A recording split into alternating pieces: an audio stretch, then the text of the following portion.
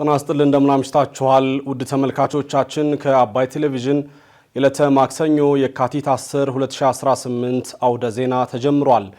በምሽቱ የዜና ወጃችን በርካታ ዘገባዎች ወደ እናንተ ይደርሳሉ። የቢዝነስና ምጣኔ ሀብት ጉዳዮችም ሰዓቱን ጠብቀው ይቀርባሉ። ዜናውን እየመራው ሐሰን አራጋው ከእናንተ ጋር ቆይታ አደርጋለሁ። አብራችሁ እንድትቆዩ እጋብዛለሁ። በቀዳሚው ክፍለ ጊዜ መረጃ ጥንቅር ሰዓታችን የቱርኪ ፕሬዝዳንት ረጀብ ጣይብ ኤርዶጋን በጠቅላይ ሚኒስትር አብይ አህመድ ስለተደረገላቸው አቀባበል የሀገራዊ ምክክር ኮሚሽን 93 በመቶ የሚሆነውን የምክክር ሂደት ቢያከናውንም በትግራይ ክልል አሁንም ምክክር አለመደረጉን ማስታወቁን እንዲሁም የቀድሞውን የኢትዮጵያ አየር መንገድ ዋና ስራ አስፈጻሚ ግርማ ዋቄን የዩጋንዳ አየር መንገድ አማካሪና ጊዜያዊ ዋና ስራ አስፈጻሚ ሆነው መሾማቸውን የተመለከቱ መረጃዎችን ወደ እናንተ እናደርሳለን። በድጋሚ አብራችሁን ቆዩ። የፕሬዝዳንት ኤርዶጋን ጉብኝት በቱርኪያና በኢትዮጵያ መካከል ያለውን ጥልቅ የአጋርነት ጥንካሬ የሚያንጸባርቅ ነው ሲሉ ጠቅላይ ሚኒስትር አብይ አህመድ ገለጹ። የቱርኪ ፕሬዝዳንት ረጀብ ጣይብ ኤርዶጋን በዛሬው ዕለት አዲስ አበባ የገቡ ሲሆን ቦሌ ዓለም አቀፍ አውሮፕላን ማረፊያ ሲደርሱም ጠቅላይ ሚኒስትር አብይ አህመድ አቀባበል አድርገውላቸዋል። በመቀጠልም ኤርዶጋን በብሔራዊ ቤተ መንግስት ጠቅላይ ሚኒስትር አብይ አህመድን ጨምሮ ከፍተኛ የመንግስት ባለስልጣናት በተገኙበት የክብር አቀባበል ተደርጎላቸዋል። የፕሬዝዳንት ኤርዶጋንን ወደ ኢትዮጵያ መምጣት ተከትሎ ጠቅላይ ሚኒስትር አብይ አህመድ ባስተላለፉት መልእክት የቱርክ ሪፐብሊክ ፕሬዝዳንት ረጀብ ጣይብ ኤርዶጋን ወደ ምድረ ቀደምቷ ሀገር ኢትዮጵያ እንኳን በደህና መጡ ለማለት እወዳለሁ ብለዋል። አክለውም ይፋዊ የሥራ ጉብኝት ልውጣችን በቱርኪያና በኢትዮጵያ መካከል ያለውን ጥልቅ የአጋርነት ጥንካሬ የሚያንጸባርቅ ነው በማለት ገልጸዋል።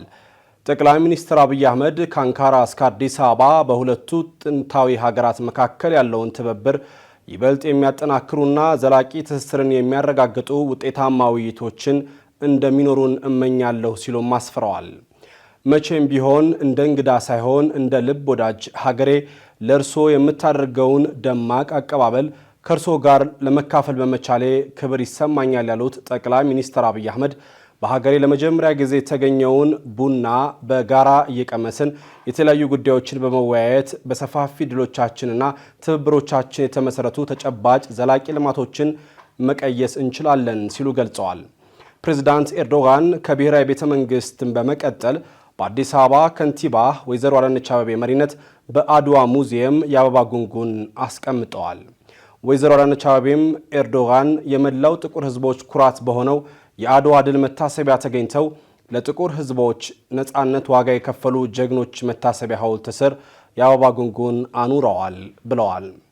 በአፍሪካ ቀንድ ቀጠና ተጽዕኖ እየጠነከረ የመጣው ቱርክ ፕሬዝዳንት በኢትዮጵያ ቆይታቸው ስለ ቀይ ባህርና አካባቢው ውጥረት ውይይት እንደሚያደርጉ ይጠበቃል።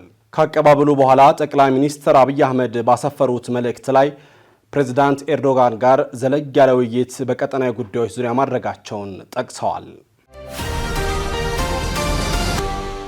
የሀገራዊ ምክክር ኮሚሽኑ 93 በመቶ የሚሆነውን የምክክር ሂደት ቢያከናውንም በትግራይ ክልል አሁንም ምክክር አለመደረጉን አስታውቋል። የኢትዮጵያ ሀገራዊ ምክክር ኮሚሽን አብዛኛውን የምክክር ሂደት ቢያከናውንም በትግራይ ክልል የምክክር ሂደቱን ባለማከናወኑ ምክንያት ዋናው ስራ ይቀረናል ሲሉ የኮሚሽኑ ዋና ኮሚሽነር ፕሮፌሰር መስፍን አርአያ ገልጸዋል። ፕሮፌሰር መስፍን አርአያ ከአሚኮ ጋር በነበራቸው ቃለ ምልልስ ላይ በትግራይ ክልል በየጊዜው የሚያጋጥሙ ሁኔታዎች ምክንያት የምክክሩ ሂደት መደረግ ከነበረበት ጊዜ እየተገፋ መጥቷል ብለዋል። ዋና ኮሚሽነሩ አክለውም የትግራይ ክልል የአጀንዳ ማሰባሰብ ጉዳይ ከዚህ በኋላ መራዘም የለበትም፣ ለትግራይ ክልል አመራሮችና ለሕዝቡ በምክክሩ ሂደት ላይ እንዲሳተፉ ለማድረግ ጥሪ አቀርባለሁ። ነገር ግን በዚህ ካልተሳካ ሌላ የምክክር አማራጭ ልንጠቀም እንችላለን ሲሉ ጠቁመዋል። ፕሮፌሰር መስፍን አርአያ አጀንዳቸውን ለኮሚሽኑ ያስገቡ ተቋማትና የፖለቲካ ፓርቲዎች የምክክር ሂደቱ ከዚህ በኋላ ጊዜ መውሰድ የለበትም የሚል ጥያቄ ማቅረባቸውንም ተናግረዋል። ትግራይ ሙሉ በሙሉ ከነ አመራሩ ለዚህ ቀናነትን ማሳየት ይኖርበታል።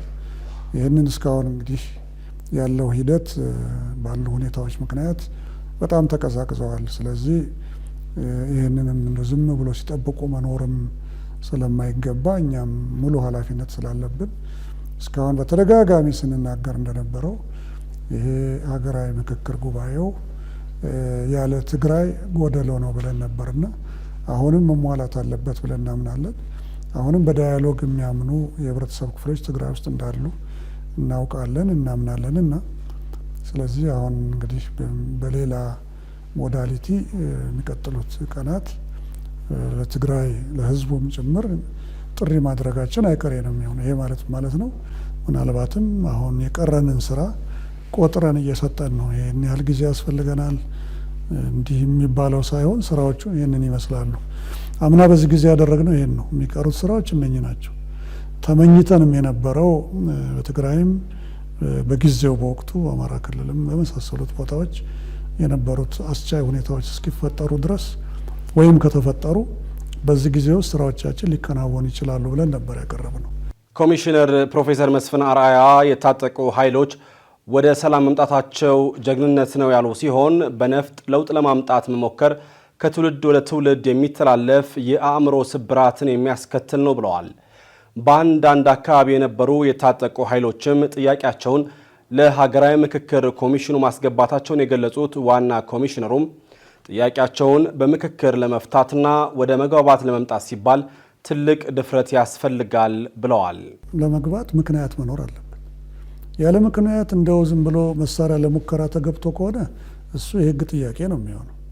አለበዛ ግን በምክንያት ከሆነ ዱር የተገባው ያን ምክንያት በነፍጡ ከመፍታቱ ይልቅና አሸናፊ ተሸናፊ ከመፍጠር ያንን ጥያቄ ወደዚህ ሀገራዊ ምክክር አምጥቶ እዛ ላይ በሚገባ ተወያይቶ አንድ ነገር ለመድረስ የተሻለ የሰለጠነ የ21ኛው እና የ22ኛው ክፍለ ዘመን አካሄድ ነው። አለበለዚያ በዚህ በነፍጥ ሂደት ያተረፍነው ነገር ምንድን ነው? ትልቁን የማይተካ ህይወት ማጣት ነው። ቢተካም ባይተካም ትልቁን የሚጎዳውን አካል ማጣት ነው።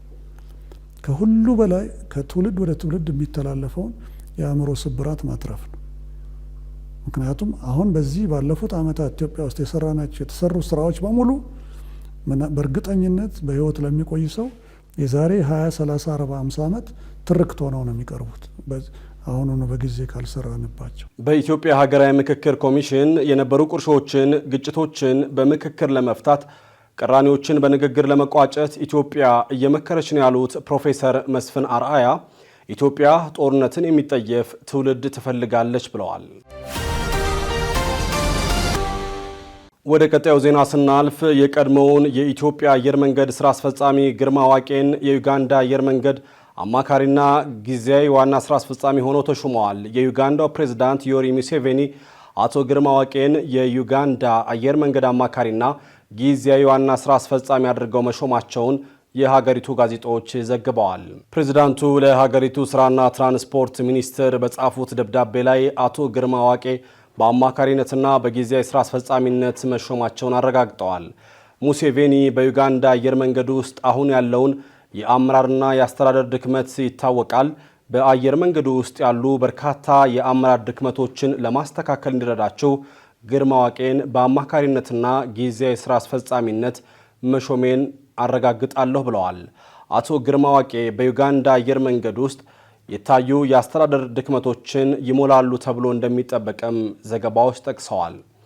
ፕሬዝዳንት ዩዌሪ ሙሴቬኒም ከቀድሞው የኢትዮጵያ አየር መንገድ ዋና ስራ አስፈጻሚ አቶ ግርማ ዋቄ ጋር በጽህፈት ቤታቸው ተገናኝተው ከተለያዩ ጉዳዮችን በተጨማሪ ይበልጡኑ ስለ አቪዬሽን አስተዳደር ውይይት ማድረጋቸውን ሰሞኑን የፕሬዝዳንቱ ፕሬስ ጉዳዮች ኃላፊ መግለጻቸው ይታወሳል። በደብዳቤው ላይ አቶ ግርማ ዋቄ የአየር መንገዱ አማካሪ ሆነው የተሾሙ ሲሆን በተጨማሪም እስከ ሐምሌ ወር ድረስ የዋና ስራ አስፈጻሚነቱን ቦታ እንደሚይዙ ፕሬዝዳንት ዩዌሪ ሙሴቬኒ ገልጸዋል።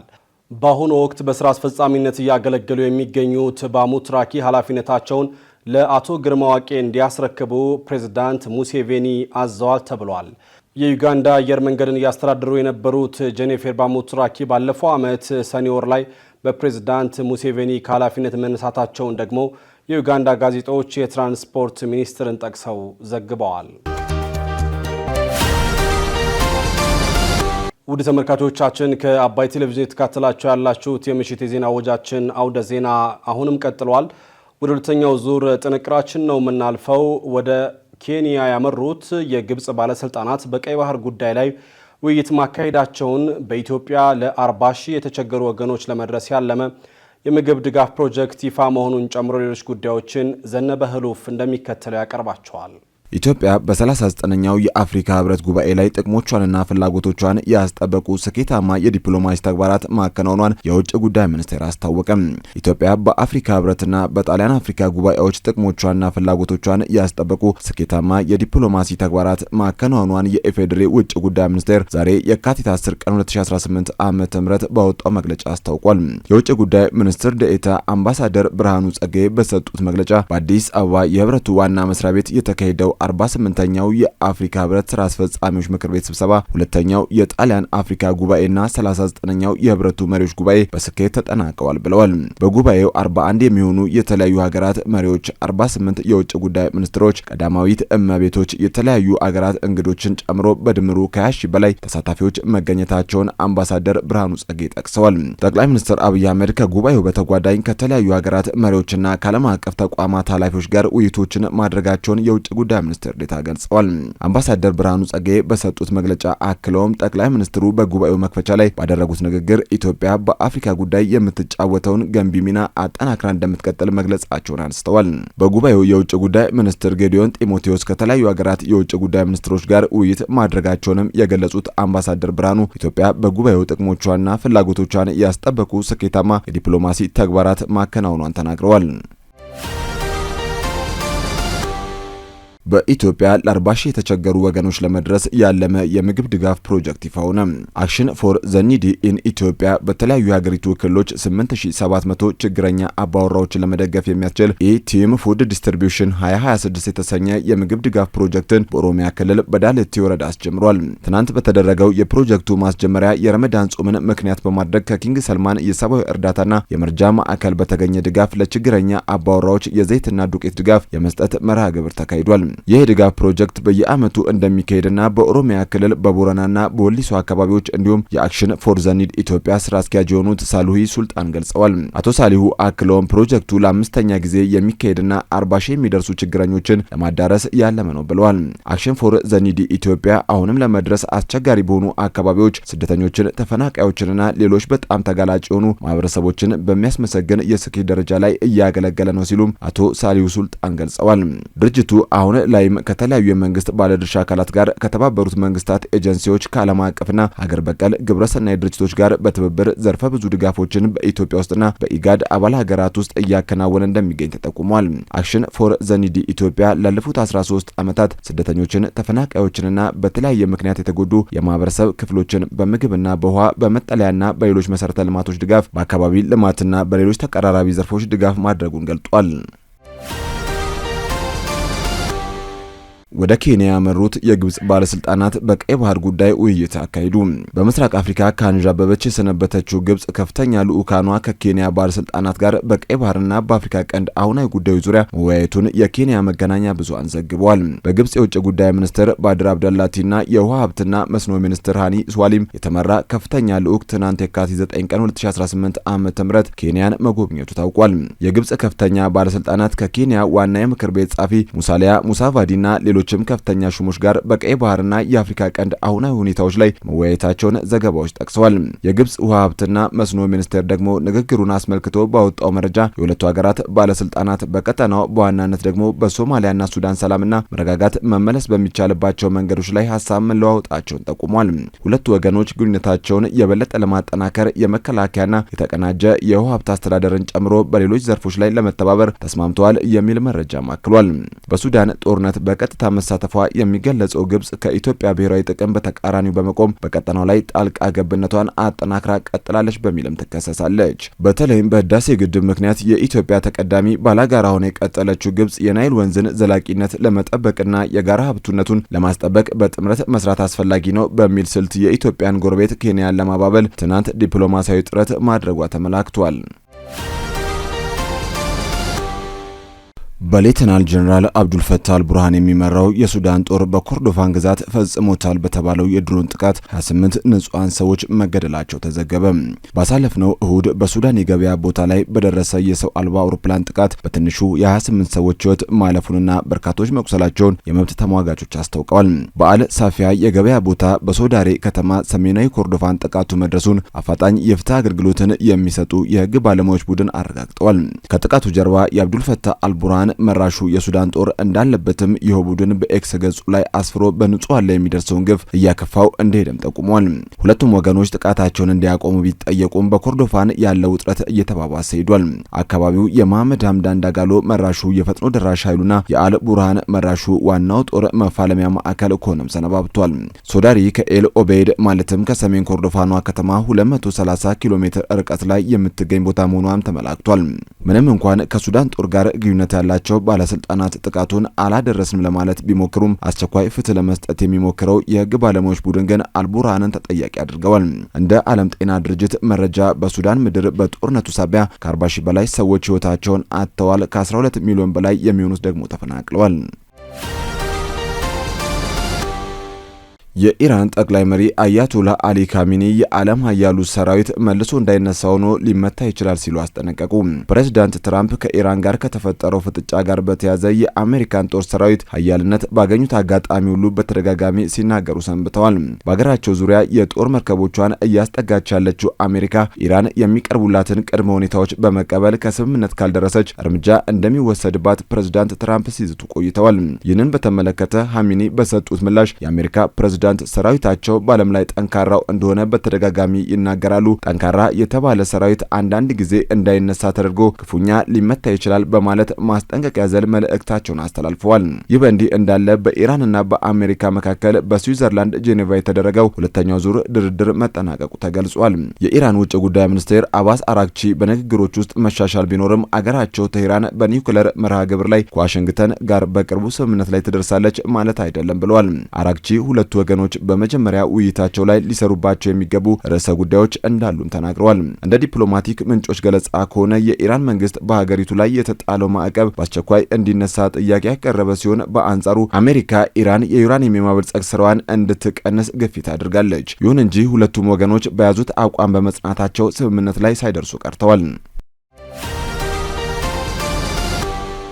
ከአባይ ቴሌቪዥን የምሽት ዘገባችን ቀጥሏል። ውድ ተመልካቾቻችን አሁን ደግሞ የቢዝነስና ምጣኔ ሀብት ጉዳዮች ወደ እናንተ ይደርሳሉ። ዘሩፋኤል ሀብታሙ መረጃዎችን ይዟል። የኢትዮጵያ ታምርት ንቅናቄ የኢንዱስትሪዎችን የማምረት አቅም አጉልብቷል ሲል የኢንዱስትሪ ሚኒስቴር አስታወቀም።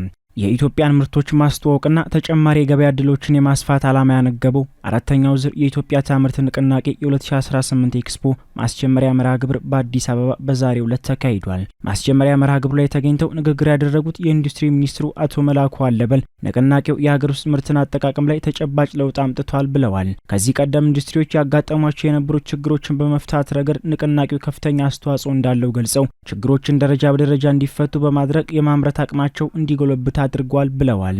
የዘንድሮ የኢትዮጵያ ታምርት ኤክስፖ ሁለንተናዊ ሉዓላዊነት ለኢትዮጵያ ታምርት በሚል መሪ ሀሳብ በአዲስ ኢንተርናሽናል ኮንቬንሽን ማዕከል ከሚያዝያ 24 እስከ 28 2018 ዓ.ም እንደሚካሄድ አስታውቀዋል። በአራተኛው የኢትዮጵያ ታምርት ኤክስፖ 270 አምራቾች ይሳተፋሉ ተብሎ እንደሚጠበቅ ገልጸው የገበያ ትስስሮችን ለመፍጠርና የምርትና ጥራትን ለማሻሻል ጉልህ ሚና ይኖረዋል ነው ያሉት። ከ2000 በላይ ጎብኚዎች የሚጠበቅበት የኤክስፖ ፈጠራን እንደሚያበረታታ፣ የቴክኖሎጂ ሽግግርና የልምድ ልውውጥ እንደሚደረግበት ተናግሯል። በኤክስፖ ላይ የፓናል ውይይቶች፣ የምርት ልማት ውድድሮች፣ የተሻለ አፈጻጸም ላላቸው ኢንዱስትሪዎች የእውቅና ፕሮግራምና ሌሎች መርሃ ግብሮች እንደሚከናወን ተጠቁሟል። በተጨማሪም ኤክስፖ ከመጀመሩ በፊት ሚያዝያ 18 ቀን 2018 ዓ.ም የኢትዮጵያ ታምርት የ10 ኪሎ ሜትር የጎዳና ላይ ሩጫ እንደሚካሄድ ሚኒስትሩ ተናግረዋል። የኢትዮጵያ አየር መንገድ በተያዘው በጀት ዓመት የሀገር ውስጥ በረራን ከ23 ወደ 27 ከፍ ለማድረግ ማለሙን አስታወቀም። በሕዝብ ተወካዮች ምክር ቤት የመንግስት የልማት ድርጅቶች ጉዳዮች ቋሚ ኮሚቴ ዛሬ ማክሰኞ የካቲት 10 ቀን 2018 የኢትዮጵያ አየር መንገድን የ2018 በጀት ዓመት የ6 ወራት እቅድ አፈጻጸም ሪፖርት ገምግሟል። የቋሚ ኮሚቴው ሰብሳቢ አቶ መለሰ መና አየር መንገዱ ለኢትዮጵያን ብቻ ሳይሆን ለአፍሪካዊንም ኩራት መሆኑን ጠቅሰው ለሀገራችን የውጭ ምንዛሬን ከማስገኘት አኳያ ትልቅ ድርሻ ያለው በመሆኑ ይህንን ውጤት በማስጠበቅ እየተፈጸመ ያለው ስራ ተጠናክሮ ሊቀጥል ይገባል ሲሉ አሳስበዋል። አየር መንገዱ በየዕለቱ ተለዋዋጭ በሆነ ዓለም ውስጥ ለሚፈጠሩ ችግሮች መፍትሄ በመስጠትና ከፍታውን ለማስጠበቅ የሀገር ውስጥና ዓለም አቀፍ የበረራ መዳረሻዎችን ከማስፋት እንዲሁም የነበሩ መዳረሻዎች ላይ የበረራ ድግግሞች በመጨመር የማይዋዥቅ ስርዓትን ተግባራዊ እያደረገ መጓዙ የሚበረታታ መሆኑን ጠቁመዋል። ማህበራዊ ኃላፊነትን ከመወጣት አንጻር በተለይ ወደ ውጭ ሀገር ተጉዘው ሕክምና ለማድረግ የትራንስፖርት ክፍያ ለመክፈል ላልቻሉ ኢትዮጵያውያን የአየር ትራንስፖርት ወጪ በመሸፈን እያደረገ ያለው ጥረት የሚበረታታ መሆኑን ሰብሳቢው ገልጸዋል። የኢትዮጵያ አየር መንገድ የጀመራቸው የቢሾፍቱ ዓለም አቀፍ አውሮፕላን ማረፊያ ግንባታን ጨምሮ 28 ፕሮጀክቶች በተቀመጠው የጊዜ ሰሌዳ በወጪ መጠንና ጥራት ልክ ለማጠናቀቅ ልዩ ትኩረት ተሰጥቶት ሊከታተል እንደሚገባም አቶ መለሰ አሳስበዋል።